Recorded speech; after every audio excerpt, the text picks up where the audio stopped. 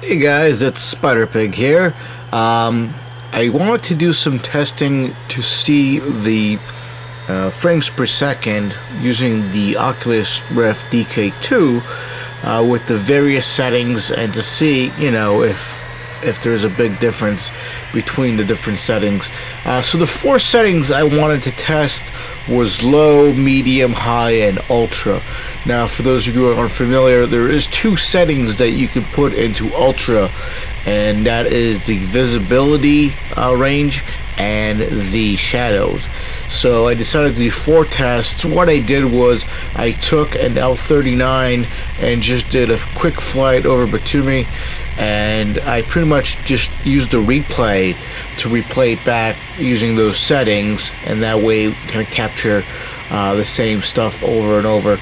Now on the screen I basically got some figures for you, basically the minimum frames per second I saw, the maximum, and then kind of the average during the flight.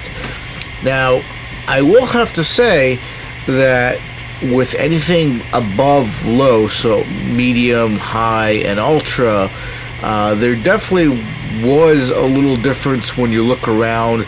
There is a little bit, you know, that like microsecond for things to focus that made it a little weird, which is, I mean, it's normal, and you know, I think it'll only get better.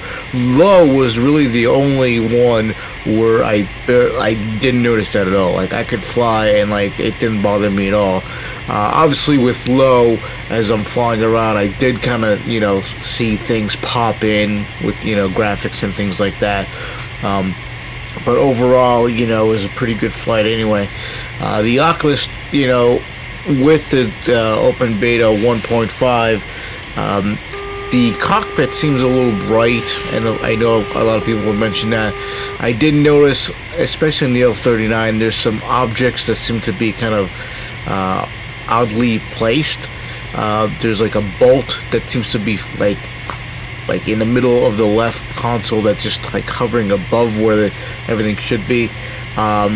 I know in the back seat, when I was flying in the back seat, I noticed like the ejection handle, like the writing for it is like, you know, like hovering in midair. So there's some small stuff I'm sure they'll fix in the future, but flying with the Oculus Rift at this point, you know, seems like in low, like it was with the older version, seems to be kind of the best at this point. I haven't done any kind of, you know, A10 mission with this one with open beta yet. I'm fixing up my cockpit a little bit, and once it's ready, then I'll definitely do the same kind of mission I did before. We'll just do a little bombing run and stuff like that to test it out. But overall, you know, things are pretty good. The frame rates are pretty high, a lot higher than I expected. And I also did this test without the Oculus Rift, so, you know, I'll post that as well, and we kind of can compare to see, you know, are the frame rates better or worse with the Rift versus, you know, without the Rift. So enjoy the rest of the flight. You know, at the four different screens there, so you can kind of see what's going on. It was a nice little flight, no complaints. The L-39, I'm kind of getting better with it. I'm kind of learning to appreciate a little more, just the small little nuances of it.